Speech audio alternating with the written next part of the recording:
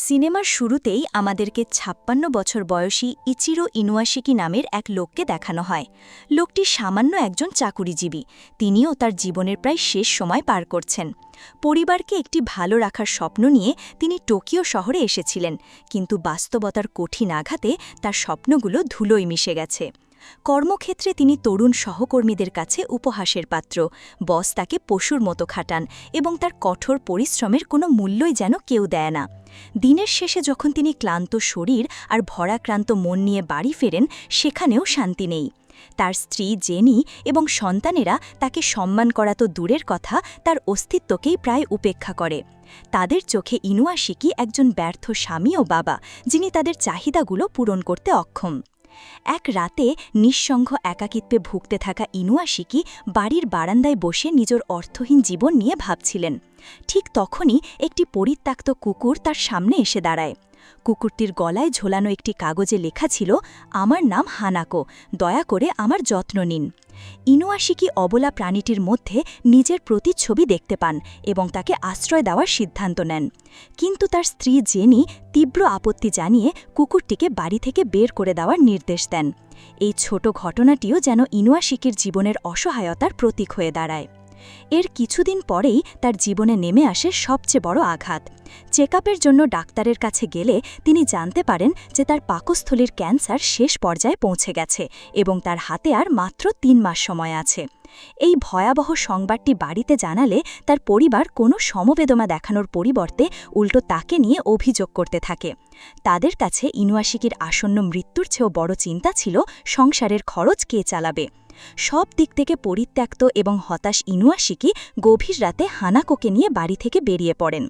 তিনি কুকুরটিকে অনেক দূরে এক পার্কে ছেড়ে দিয়ে দৌড়ে পালিয়ে আসার চেষ্টা করেন, যাতে প্রাণীটি তার পিছু নিতে না পারে।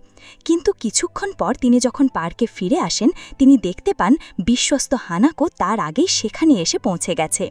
কুকুরটির নিষ্পাপ চাহনি দেখে ইনুয়াশিকির ভেতরটা দুমড়ে মুচড়ে যায়। তিনি হানাকোকে জড়িয়ে ধরে কান্নায় ভেঙে পড়েন এবং প্রতিজ্ঞা করেন যে আর কখনো তাকে একা ছাড়বেন না।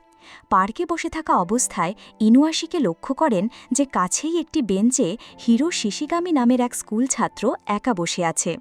কিছু বুঝে ওঠার আগেই হঠাৎ আকাশ এক তীব্র আলোয় উদ্ভাসিত হয়ে ওঠে এবং এক প্রচণ্ড বিস্ফোরণে পার্কের সবকিছু লণ্ডভণ্ড হয়ে যায়। ইনুয়াশিকি এবং হিরো দুজনেই সেখানে জ্ঞান হারান। পরদিন সকালে যখন ইনুয়াশিকির জ্ঞান ফেরে, তিনি এক অবিশ্বাস্য পরিবর্তন লক্ষ্য করেন। তার বয়সের কারণে দুর্বল হয়ে যাওয়া দৃষ্টিশক্তি ফিরে এসেছে। চশমা ছাড়াই তিনি সব স্পষ্ট দেখতে পাচ্ছেন। শরীরে কোনো ক্লান্তি বা ব্যথা নেই।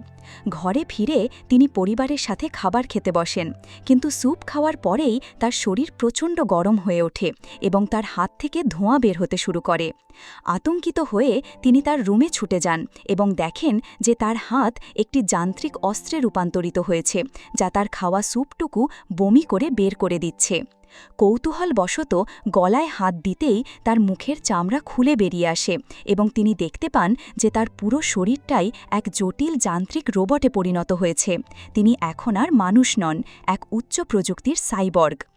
অন্যদিকে একই বিস্ফোরণের শিকার হিরো শিশিগামিও আবিষ্কার করে যে সেও একই রকম অবিশ্বাস্য ক্ষমতার অধিকারী হয়েছে।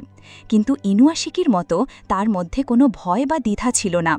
সে তার বন্ধু নাওয়ুকির সামনে উড়ন্ত পাখিকে আঙুলের ইশারায় গুলি করে মেরে ফেলে এবং হাতের ইশারায় পার্কিং লটের গাড়িগুলোকে খেলনার মতো ছুঁড়ে ফেলে, নিজের নতুন পরিচয় প্রদর্শন করে। সে তার বন্ধুকে জানায়, "আমি আর সাধারণ মানুষ নই, আমি এখন সব কিছু নিয়ন্ত্রণ করতে পারি।" ইনুয়াশিকি তার নতুন পরিচয় নিয়ে চরম মানসিক দ্বন্দ্বে ছিলেন। তার চাকরি চলে যায় এবং তিনি বুঝতে পারছিলেন না এই যান্ত্রিক শরীর নিয়ে তিনি কি করবেন। একদিন রাস্তায় একটি আহত কবুতর দেখে তিনি তুলে নেওয়ার সাথে সাথেই তার ভেতরের সিস্টেমটি পাখির আঘাতগুলো স্ক্যান করে ফেলে এবং তার স্পর্শে কবুতরটি মুহূর্তেই সুস্থ হয়ে উড়ে যায়। ইনুয়াশিকি বুঝতে পারেন তার এই ক্ষমতা ধ্বংসের জন্য নয়, বরং জীবন বাঁচানোর জন্য। ঠিক তখনই তার সুপার হিয়ারিং ক্ষমতার মাধ্যমে তিনি কাছের এক হাসপাতালের একটি শিশুর মায়ের কান্না শুনতে পান। সেখানে পৌঁছে তিনি দেখেন কিরা নামের একটি শিশু মস্তিষ্কে আঘাত পেয়ে কোমায় রয়েছে। ইনুয়াশিকি শিশুটিকে স্পর্শ করার সাথে সাথেই তার শরীর থেকে নির্গত শক্তি কিরার মস্তিষ্ককে সারিয়ে তোলে এবং শিশুটি চোখ খোলে। এই ঘটনাটি ইনুয়াশিকির জীবনের মোড় ঘুরিয়ে দেয়। একজন ব্যর্থ মানুষ থেকে তিনি হয়ে ওঠেন এক নীরব যোদ্ধা। তিনি হাসপাতালে ঘুরে ঘুরে অসুস্থ শিশুদের সারিয়ে তুলতে শুরু করেন, যা তাকে এক অনাবিল আনন্দ দেয়। অপরদিকে হিরো তার ক্ষমতা ব্যবহার করতে শুরু করে সম্পূর্ণ ভিন্ন পথে। স্কুলে যে ছেলেটি তার বন্ধু ইয়ংকে বিরক্ত করত, হিরো তাকে ভয় দেখায়। বাবার ওপর জমে থাকা পুরনো রাগ এবং নিজের জীবনের প্রতি এক ধরনের বিতৃষ্ণা থেকে সে এক অচেনা পরিবারের বাড়িতে ঢুকে পড়ে এবং ঠান্ডা মাথায় আঙুলের ইশারায় গুলি করে তাদের প্রত্যেককে হত্যা করে। এই হত্যাকাণ্ড তাকে এক বিকৃত আনন্দ দেয়। সে ইয়ংকে জানায় যে মানুষের জীবন বা মৃত্যু এখন তার কাছে একটি খেলার মতো। ইয়ং তার বন্ধুর এই ভয়ঙ্কর রূপ দেখে আতঙ্কিত হয়ে পড়ে এবং তার থেকে দূরে সরে যায়। হিরোর অন্ধকার যাত্রায় নতুন মাত্রা যোগ হয় যখন তার মা ক্যান্সারে আক্রান্ত হওয়ার খবরটি তাকে জানায়। সে তার ক্ষমতা ব্যবহার করে মাকে সুস্থ করে তোলে এবং প্রথমবারের মতো বুঝতে পারে যে সে শুধু মারতেই নয়, বাঁচাতেও পারে। কিন্তু ততদিনে অনেক দেরি হয়ে গেছে। পুলিশ সিসিটিভি ফুটেজের মাধ্যমে তাকে হত্যাকারী হিসেবে শনাক্ত করে ফেলে। পুলিশি তদন্তের খবর মিডিয়ায় ছড়িয়ে পড়লে সাংবাদিকরা তার মায়ের উপর চড়াও হয়, যার মানসিক চাপ সহ্য করতে না পেরে তার মা হার্ট অ্যাটাকে মারা যান। মায়ের মৃত্যুতে হিরোর ভেতরের শেষ মানবিক অনুভূতিটুকুও যেন শেষ হয়ে যায়। সে তার মায়ের মৃত্যুর জন্য পুরো সমাজকে দায়ী করে এবং প্রতিশোধ নেওয়ার জন্য এক ভয়ানক পরিকল্পনা করে।